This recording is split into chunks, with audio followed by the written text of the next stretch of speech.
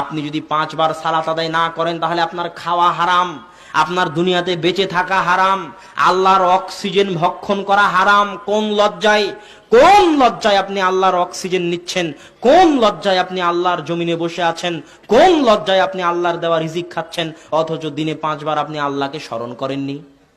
কথা মনে হয় বুঝাতে পারিনি আমি আবারও বলি, যদি আপনার লজ্জা থাকে, হায়া থাকে, শরম থাকে, তাহলে আল্লাহর নেয়ামত ভোগ করতেছেন, তার বদলা হিসেবে অন্তত পক্ষে দিনে রাতে 5 বার আল্লাহর ইবাদত করতে হবে, আল্লাহকে স্মরণ করতে হবে।